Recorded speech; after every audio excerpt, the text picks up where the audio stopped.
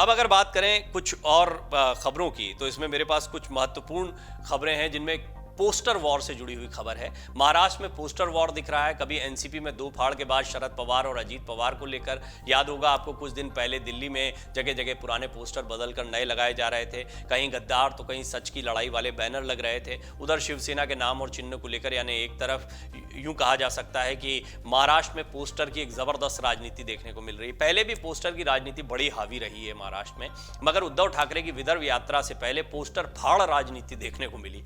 महाराष्ट्र के अमरावती में स्थानीय सांसद नवनीत राणा और उनके विधायक पति रवि राणा के पोस्टर हटा दिए गए और दावा किया जा रहा है कि उद्धव गुट के शिवसेना के कार्यकर्ताओं ने उद्धव ठाकरे की विदर्भ यात्रा से पहले नवनीत राणा और उनके विधायक पति रवि राणा के पोस्टर हटाए। रविवार से ठाकरे विदर्भ के 2 दिवसीय दौरे पर हैं। उद्धव ठाकरे आज शाम अमरावती भी जाएंगे। इस मामले में राणा दंपत्ति का कहना था कि वो यहां गर्ल्स हाई स्कूल चौराहे पर सुबह 9 बजे से 2 बजे तक हनुमान चालीसा का पाठ करेंगे और उनके समर्थकों ने इसकी सूचना देने के लिए पोस्टर भी लगाए थे।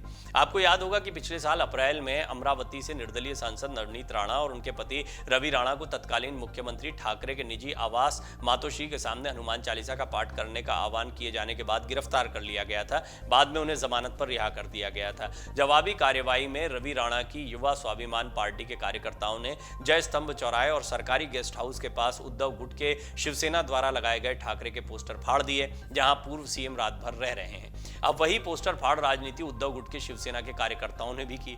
अमरावती शहर के गर्ल्स हाई स्कूल चौक पर राणा दंपत्ति के बैनर पर लिखा था कि वो हनुमान चालीसा का पाठ करेंगे। जिस स्थान पर कल हनुमान चालीसा का पाठ किया जाएगा, वहां से कुछ दूरी पर उद्धव ठाकरे कार्यकर्ताओं की संवाद सभा करेंगे।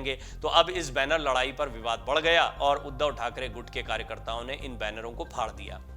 उद्धव ठाकरे 2 दिन के विदर्भ दौरे पर हैं। इस दौरान उन्होंने वाशिम यवतमाल के कार्यकर्ताओं को संबोधित किया, पोहरा देवी के दर्शन किए। इस बार ठाकरे ने शिंदे बीजेपी पवार पर निशाना साधा है, क्योंकि यहाँ पर अब पवार अजीत पवार हो गए हैं। ये बात भी गौर की जाए। उद्धव ठाकरे जो है अमरावती का दौरा कर रहे हैं, वो अलग अलग जगहों पर जा रहे हैं। नागपुर में उन्होंने जो बयान दिया वो खासा चर्चा में आ गया है। आप देखिए, अब पूरे महाराष्ट्र में घूम घूम कर उद्धव ठाकरे जनता के बीच में जा रहे हैं, कार्यकर्ताओं को एक्टिव कर रहे हैं। उनका प्रयास ये है कि आगामी दिनों में जब वो चुनावी मैदान में उतरें तो वो अपनी ताकत को दिखा पाएं।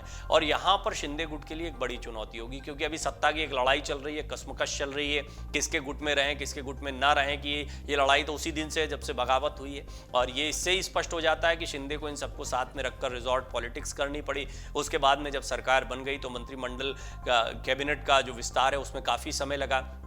और दूसरे कैबिनेट विस्तार में जब देखा गया, अजीत पवार ही आ गए, वही इंट्रोड्यूस हो गए, उनके 8 मंत्री बन गए। उसके बाद तो रही सही जो संभावनाएं थी शिंदे गुट के विधायकों के मंत्री बनने की, उस और निर्दलीय भी, इनमें बच्चू कुडू हैं और ये जितने भी निर्दलीय विधायक आपको दिखाई देते हैं, ये जो सरकार को समर्थन करते दिखाई दे, इनकी भी बड़ी उम्मीदें थी।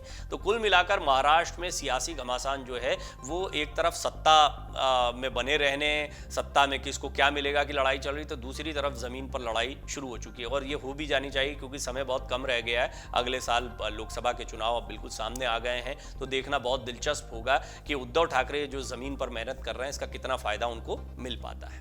अमर उजाला अब आपके टीवी पर भी।